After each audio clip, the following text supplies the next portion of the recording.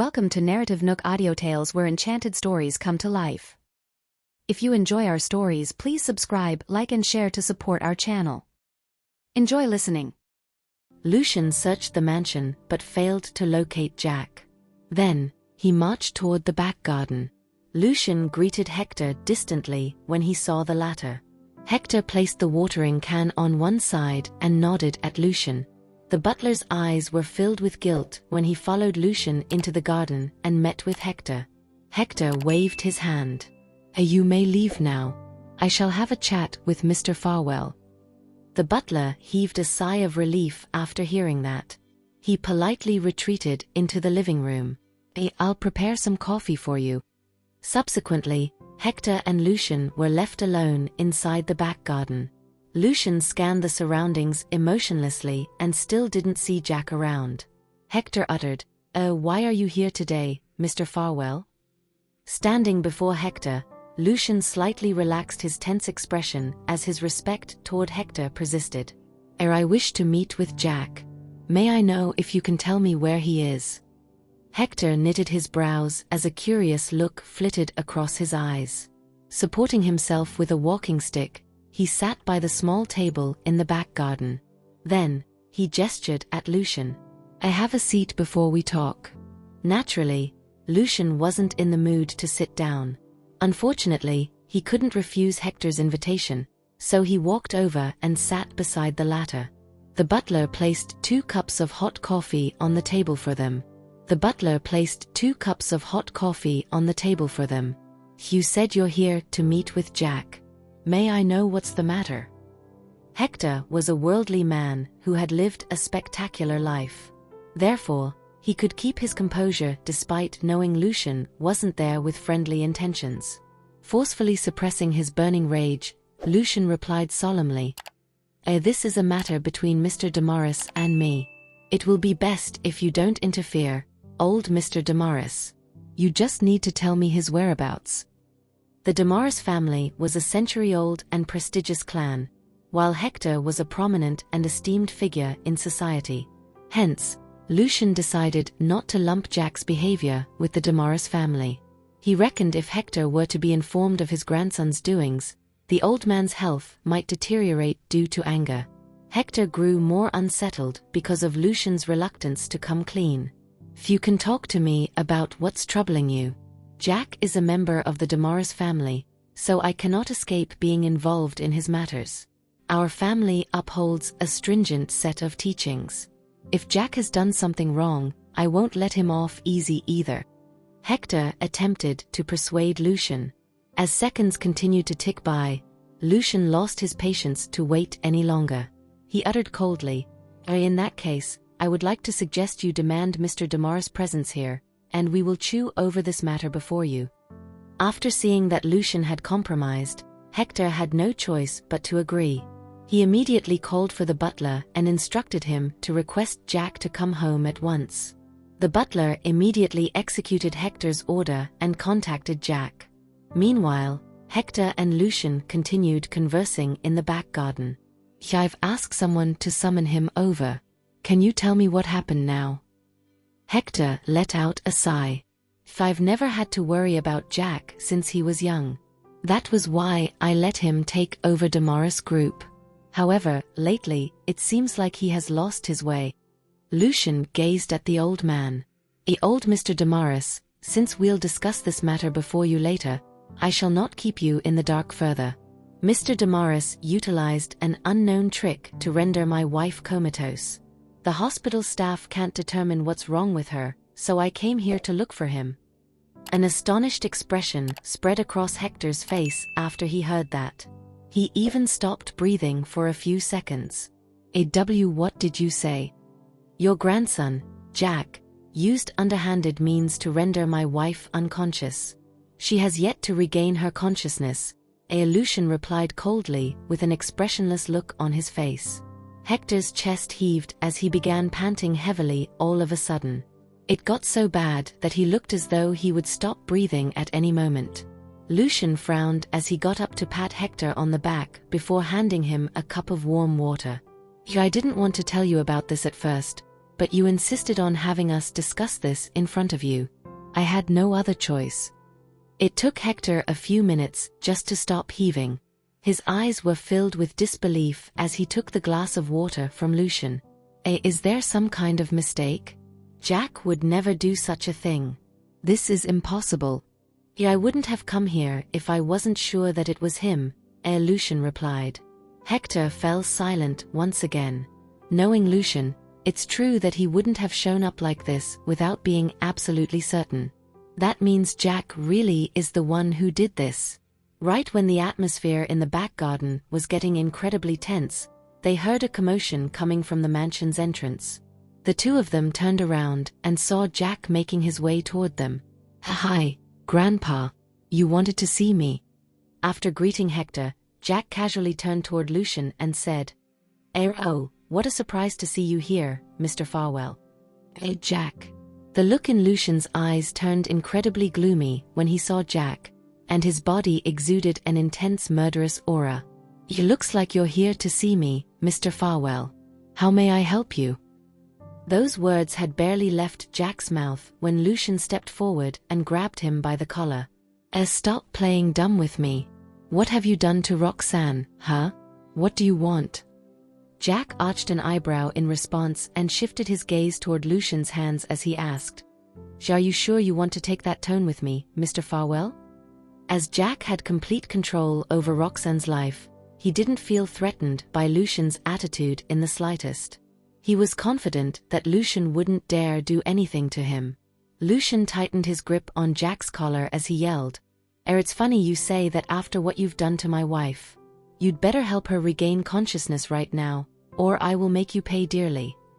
Jack pretended to be terrified for a few seconds before letting out a mocking chuckle. He then grabbed Lucian's wrist and said, "Oh, please. She's not your wife. I haven't heard of you two getting remarried, so she's just an ex-wife to you at best." Jack's face clouded over when he saw that Lucian had no intention of letting go. "Also, I would be more mindful of my tone if I were you. If you keep threatening me like this, I might get so scared that I end up forgetting how to wake her up. Just so you know, I'm the only person in the world who knows how to do so." Lucian's eyes were bloodshot as he glared furiously at the man before him. If looks could kill, he would have torn Jack to shreds in an instant. "If I knew this was going to happen, I would have told Roxanne to stay away from Jack ever since Colby tried to hurt her." Despite his burning anger, Lucian had no choice but to let go of Jack when he thought about Roxanne, who was still lying unconscious on the hospital bed. Sure enough, Jack became a lot smugger when Lucian let go of his collar. See, that wasn't so hard, was it? Still, I am not very satisfied with your attitude, Mr. Farwell. As for Ms. Jarvis..." Jack was cut off mid-sentence when Hector hit him with his cane and yelled angrily, "You brat." The look in Jack's eyes was icy cold when he turned to look at Hector. Grandpa, are you siding with an outsider?" Hector was hoping that he would be right about Jack being innocent. After all, he had watched Jack grow up, so he believed his grandson would never do something so heartless. Even with everything Lucian told him, Hector was still clinging to the possibility of Jack being innocent. It wasn't until Jack showed up and taunted Lucian that Hector finally believed he was guilty. Although Jack had carefully worded his sentences to avoid admitting to his crime, his attitude toward Lucian made it incredibly obvious. Hector was able to read between the lines and felt utterly disappointed in Jack. "To think that my grandson, whom I have worked so hard to nurture from a young age, would do such a horrible thing behind my back." Hector was so overwhelmed by the sudden realization that he didn't know how to respond. After hearing Jack threaten Lucian, Hector snapped out of it and whacked him with his cane. "I am on the side of justice. What have you done to Dr. Jarvis? Have you forgotten what I taught you? One should only use medical knowledge to save people, not harm them. How could you do something so horrible? I'm disappointed in you." He shouted furiously when Jack questioned him. Jack was extremely displeased as he had finally gotten the upper hand against Lucian, only to have his grandfather beat and lecture him a second later. "This is between us young people, so you should stay out of this. Anyway, it's really hot out here. I'll have the butler bring you indoors. Jack replied and summoned the butler. The atmosphere in the back garden was so intense that it felt like a battlefield, minus the gunfire and explosions. As the butler had been summoned, he had no choice but to make his way over. He then stared between Jack and Hector anxiously as he was unsure who he should take orders from. Hector slammed his cane down into the ground and shouted angrily, "Oh, why did you come over? I'm still alive and kicking here. He is not the one in charge of this household." The butler shuddered as he nodded and went back into the house. As the tension between Hector and Jack continued to rise, Lucian stepped aside and watched on with an expressionless look on his face. Old Mr. Damaris did not know about the horrible things Jack had been doing behind his back. Now that he is aware, he is sure to interfere and force Jack to save Roxanne. Well, start talking. What have you done to Dr. Jarvis? Mr. Farwell says she's still unconscious right now. What did you do to her? Hector shouted in a somewhat hoarse voice. I can't believe Jack would go as far as messing with Farwell Group. It's true that we are from a prestigious family in the medical field, but that's pretty much all there is to our family. There's no way we could ever stand up to a business empire like Farwell Group. If Farwell Group so much as decides to come after us, there would be nothing we could do about it. I think you should go get some rest, Grandpa. A man of your age shouldn't be worrying about these things. It's bad for your health. Jack replied impatiently. Hector raised his cane once again when he heard that, but he didn't bring it down on Jack this time. After all, there was no point in hitting Jack when it wouldn't change a thing. If you really cared about my well-being, then apologize to Mr. Farwell and wake Dr. Jarvis up. Jack let out a cold chuckle. It is Mr. Farwell's actions that will determine whether I wake her up. He then shifted his gaze toward Lucian, who was standing to the side, as he asked sarcastically, Mr. Farwell, did you really think I would give in because you came to my grandpa for help? Asking an old man to help you get what you want? Since when did you become so childish? Hector got so mad when he heard those words that he started coughing uncontrollably. Shut up, Jack. How dare you behave so insolently when you're the one in the wrong? Everything I do is for the Damaris family. Jack insisted with a straight face. Realizing that Hector was about to collapse from the coughing, the butler quickly rushed over and helped him into the living room. Hector was frustrated that he was powerless to do anything about the situation. All he could do was point a finger at Jack and hope that he would repent before it was too late. Instead of checking on Hector, Jack felt relieved that there was no one left to interfere with his plans. He shifted his gaze back toward Lucian and said arrogantly, "And now that it's just you and me again, we can finally have a proper conversation."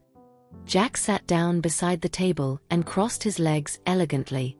"You said you would think about it yesterday, Mr. Damaris. Well, do you have an answer yet?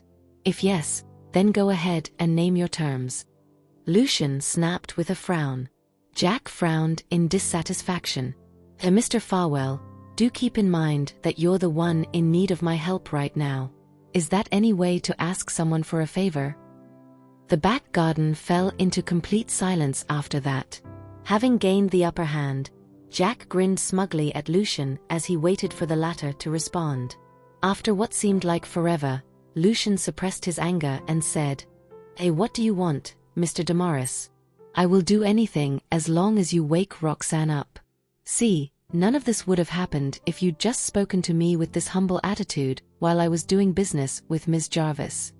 Jack let out a cold chuckle as he continued with a sneer. "Unfortunately, it's a little too late for this change in attitude to make a difference now. I'll need some more time to reconsider this." Lucian clenched his fists tightly and tried his best to remain calm. Of course. After all, you hold all the cards now. There is one thing I don't understand, though." Jack arched an eyebrow at him. What is it? When did you poison Roxanne?" Lucian asked while keeping his gaze fixated on Jack. Jack let out a disdainful snicker as he replied, You underestimate me, Mr. Farwell. I'm the heir of the Damaris family. Lowly methods like poisoning are beneath me. What I used is far more sophisticated. Lucian gritted his teeth as he waited for Jack to reveal his answer. I used essential oil. By slowly increasing the dosage, I was able to get Ms. Jarvis to absorb the required amount over time. That is how I achieved the desired effect, Jack explained nonchalantly. Dissatisfied with Lucian's unresponsiveness, Jack added, I'll be honest with you here. With the exception of that one time you were present, I had the essential oil burning in the background every time I conducted my business with Ms. Jarvis. Unfortunately for her, she didn't notice what it truly was. In fact, she even assumed it was just a habit that my family practiced. Recalling Roxanne's naive response from a few days ago, Jack found it so amusing that he burst out laughing on the spot. That was the last straw for Lucian. He could no longer hold himself back when he saw Jack mocking Roxanne gleefully, especially after what Jack had done to her. Honestly, I'm feeling a little bad for deceiving someone as naive as Ms. Jarvis.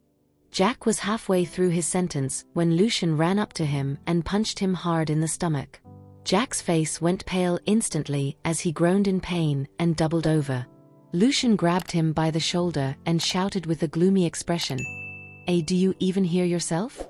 Roxanne trusted you as a fellow medical practitioner. How could you betray her trust like this? Lucian felt his blood boil with anger when he recalled Roxanne arguing with him because of Jack. Jack was wheezing as he tried to stand up straight, but Lucian held him down by the shoulder as he continued, You don't deserve to be a doctor. Jack let out a disdainful chuckle and struggled with all of his might. I never wanted to be a doctor. Whether or not I'm a good doctor is none of your business. I'm surprised you had the guts to hit me, Mr. Farwell. Are you not worried about Ms. Jarvis anymore? Lucian was livid with rage as he let go of Jack's shoulder. Jack was still rubbing his abdomen as he stood up straight, only to have Lucian grab him by the collar a second later. Lucian's grip was so tight that Jack could barely breathe. Name your terms right now. I am capable of doing just about anything, so don't play games with me. Lucian muttered through clenched teeth. Jack fell silent when he saw the vicious look on Lucian's face. A few seconds later, he broke into a sinister grin and said coldly, Go ahead and strangle me to death if you want to. Just keep in mind that no one else in this world can save Roxanne except me. Lucian punched him hard in the gut once again. You wouldn't dare. Jack groaned in pain but maintained a smile as he said, Try me then. I told you, I won't save her until I figure out what I want. Through the corner of his eye, he noticed Lucian slowly loosening his grip on him. After contemplating his options, Lucian shoved him away with a look of disgust in his eyes. Jack was feeling so gleeful that he temporarily forgot about the pain in his abdomen. I won this battle against Lucian the moment he came to me. With Roxanne's life in my hands, Lucian will be completely at my mercy.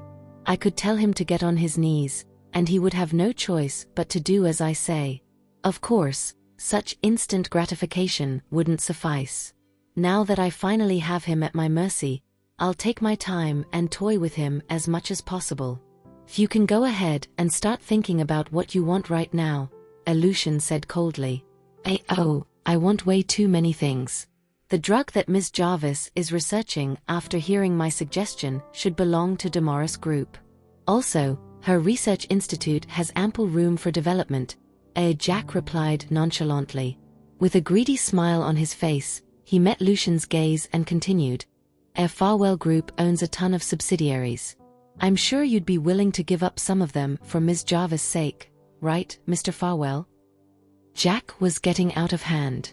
Lucian's gaze turned dark as a wave of fury crashed through him. However, he struggled to contain the anger that bubbled up within him when he thought of Roxanne. He kept his face expressionless as he stared at Jack.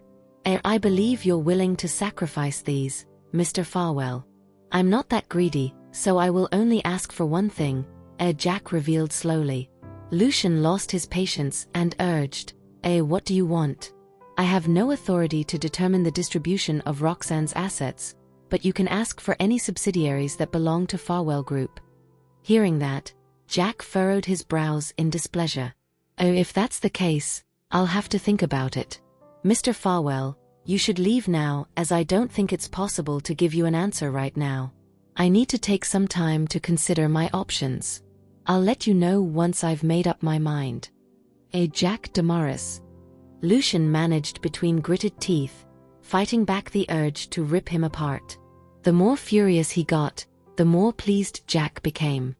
Don't worry, Mr. Farwell. I'm the only one who can wake Roxanne. If I'm not willing to wake her up, she'll be a sleeping beauty forever. He gave a cold laugh before adding, perhaps you'll be begging me to wake her up with a kiss eventually. Right after he spoke, a punch landed on his cheek. The force of the punch was so strong that it caused his head to jerk violently to the side. His cheek turned red and swollen immediately.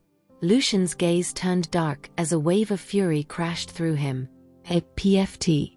Jack spat out a mouthful of blood and wiped away the blood on the corner of his lips. Slowly, he turned back to look at Lucian coldly. Mr. Farwell, it seems you are planning on giving up on Roxanne. The way he spoke was so matter-of-factly that it was clear Lucian's action had provoked his ire. Lucian glared at him. Mind your words. Otherwise, I don't mind killing you now before exhausting Farwell Group's resources to find a way to save Roxanne. I'm certain that Farwell Group will be able to find someone to help her. Sensing Lucian's malicious intent, Jack felt a chill go down his spine and gazed at him warily. Jack knew Lucian wasn't just making an empty threat, as he was prepared to kill him anytime. Sensing that, Jack stopped acting all arrogant. However, he attempted to maintain his dignity by responding reluctantly. I'll give you my answer by tonight. Is that enough, Mr. Farwell? Lucian nodded. You'd better remember your promise. If I don't receive a response from you by tonight, I won't spare any efforts in taking you and Damaris Group down. With that, he spun on his heels and strode away. Jack gingerly rubbed his tender and aching cheek, his eyes burning with rage as he watched Lucian walk away. How dare Lucian talk to me that way when Roxanne's life is in my hands?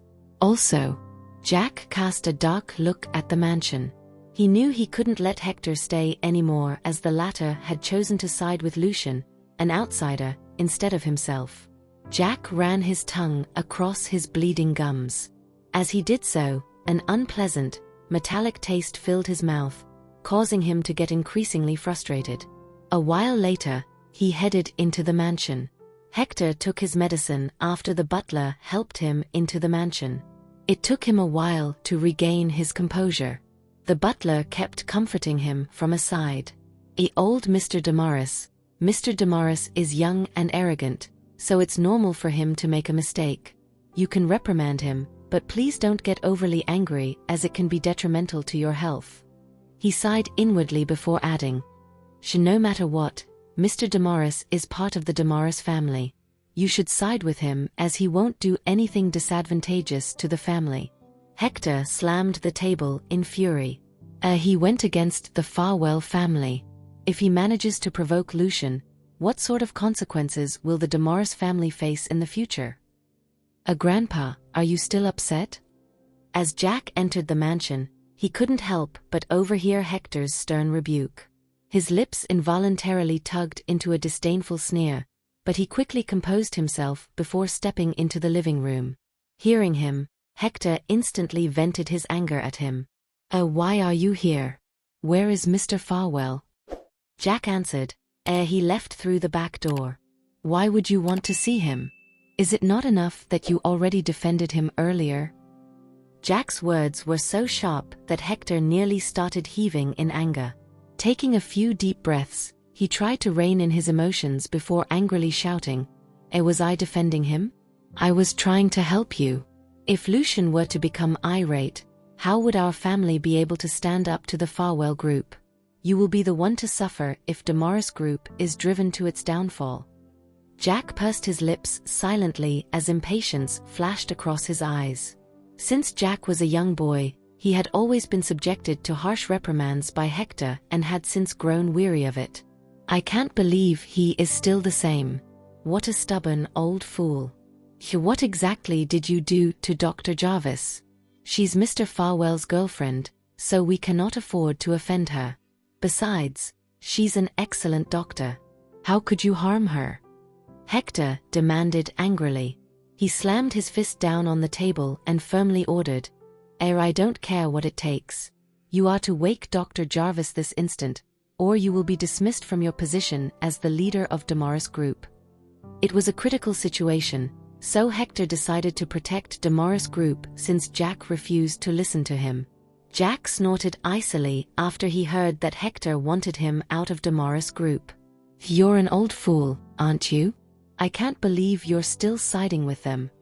Hector's expression grew stern as he realized Jack was no longer the grandson he knew. How dare he call me an old fool? Jack walked to Hector slowly and said icily, have you ever considered the potential of having Dr. Jarvis as part of our team? With her expertise and skill, Damaris Group would be able to reach heights we never thought possible.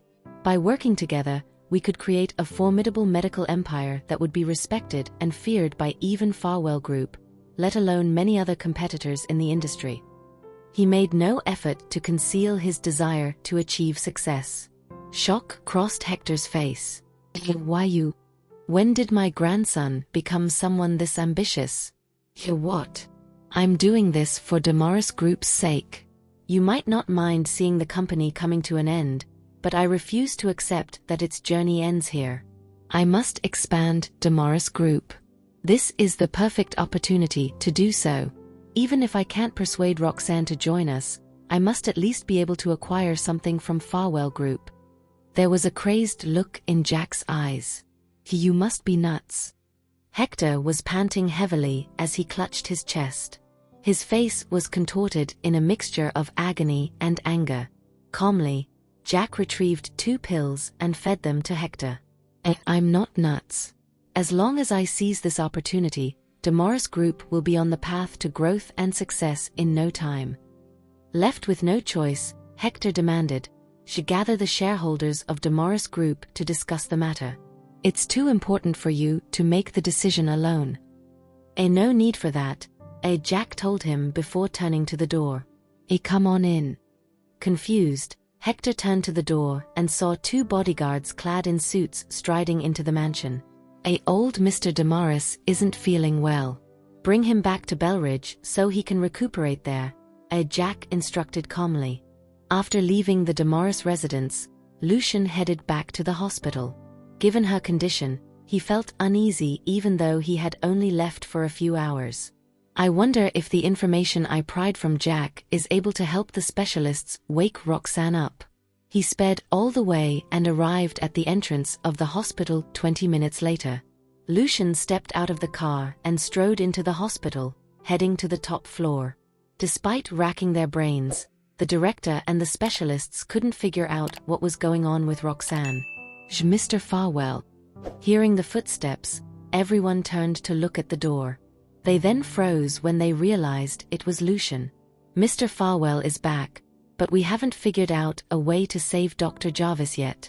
Everyone wilted when they recalled his dark expression. Ignoring their greeting, Lucian entered the ward to check on Roxanne. Zane, the director, quickly went into the ward after him. Mr. Farwell, nothing happened to Mrs. Farwell when you weren't here. Don't worry. Indeed, Roxanne seemed to be in the same state as when he left. Lucian couldn't bear to look at her anymore and turned to Zane. I need to talk to the specialists now. Zane quickly assented. After they walked out of the ward, Zane glanced at the rest and said, Mr. Farwell, the specialists are here. Lucian nodded and proceeded to tell them how Jack harmed Roxanne. From what I discovered, Roxanne wasn't poisoned.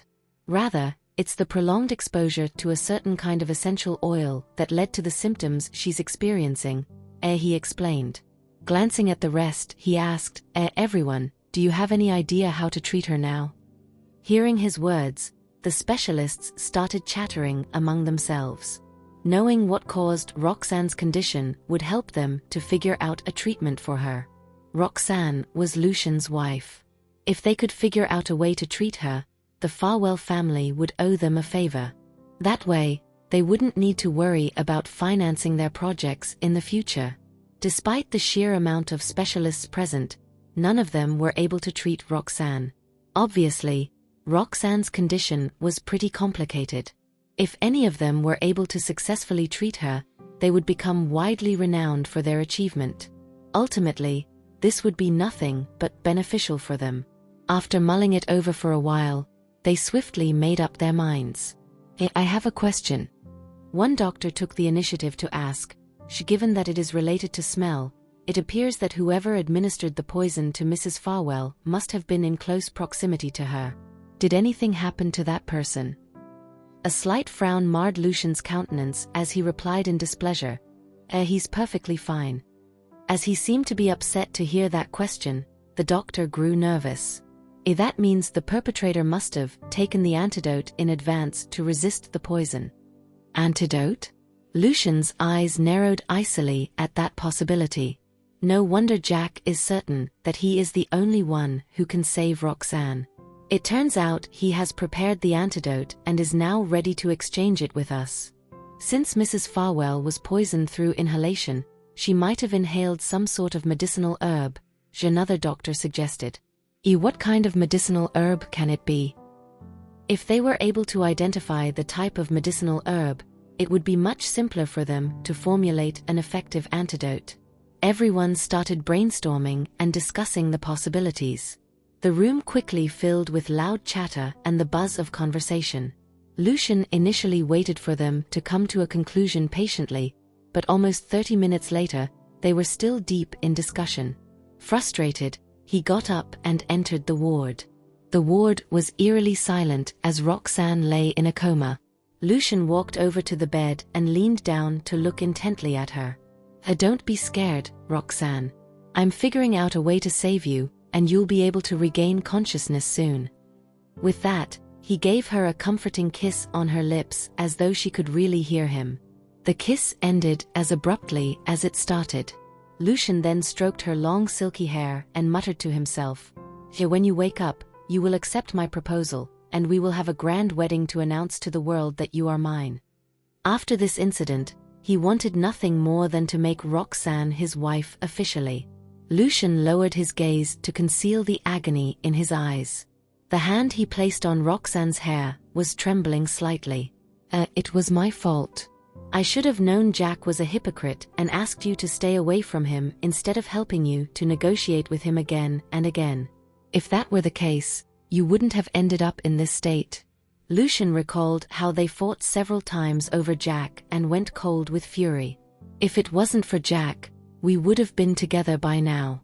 Lucian softly whispered into her ear, he hurt you, so I will never forgive him. Even when you wake up and plead for his mercy, I won't show him any compassion. Don't judge me for taking this action." Alas, the woman on the bed didn't react in the slightest. Even though Lucian had openly declared his affection for her and had threatened to exact harsh revenge upon Jack, Roxanne remained still and silent in her bed. If her face wasn't deathly pale, others would have assumed she was simply sound asleep. Lucian felt compelled to admonish her for being too naive and trusting, first with Colby and now with Jack. However, he couldn't bring himself to blame her as she was already unconscious. In the end, he placed the blame on himself. When he was recounting his mistakes to Roxanne, the phone on the table suddenly rang. Lucian stopped talking and stood up to see who it was. It was a call from Meline. He remembered Meline was a good friend of Roxanne. In fact, she was Archie and Benny's godmother.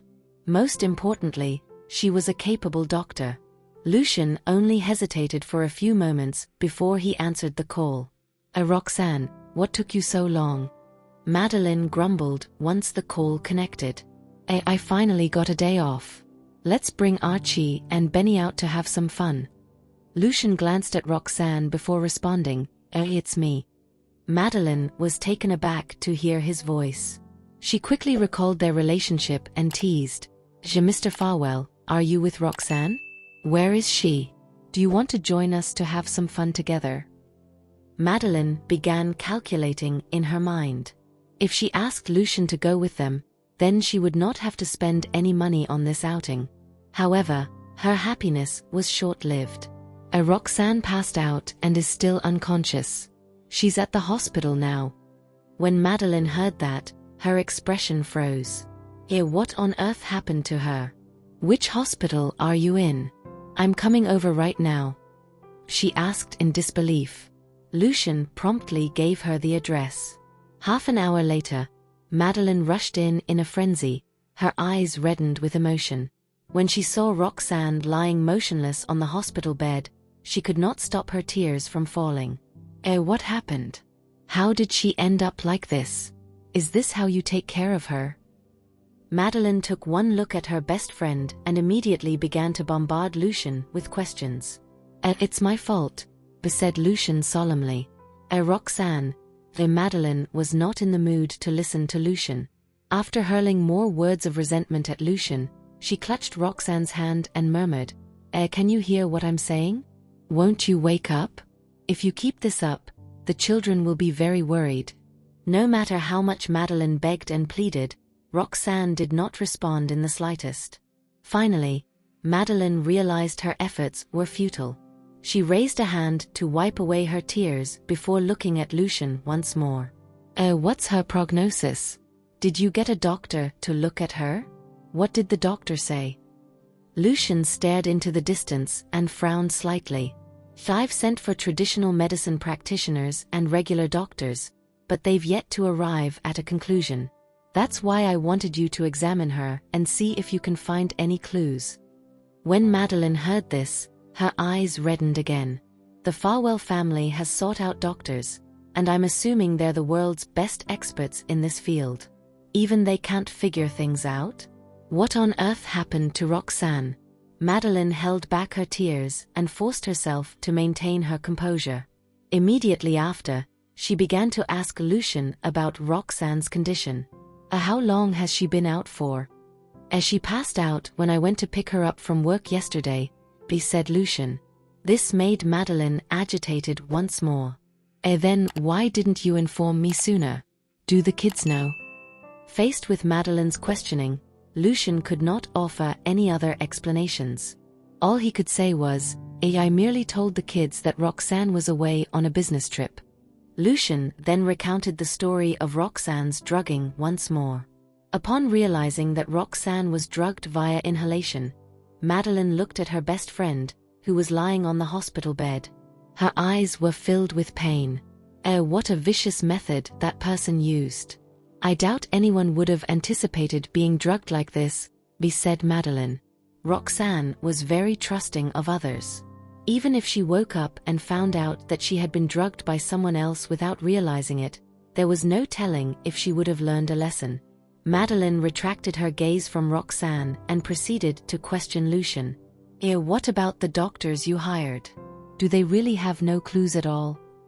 At the very mention of those idiots, a hint of displeasure flashed across Lucian's eyes. There's no conclusion yet. I can call them in and ask them to tell you what they're thinking of right now. Meline nodded. Okay. I'll go talk to them myself. Don't worry. Roxanne's problems are my problems too. I'll do my best and try to find a way to cure her. Thank you, said Lucian. Meline seemed to be a little unhappy at this. Roxanne and I have never been this courteous with each other before. Why don't you try to figure things out too? I'll be here keeping watch. Lucian hummed in response and turned to leave. Thank you for listening. If you have enjoyed this story, please like and share so others can see it too. Also hit the subscription button and notification bell so you can be notified on our next release. Thank you for your support. God bless you.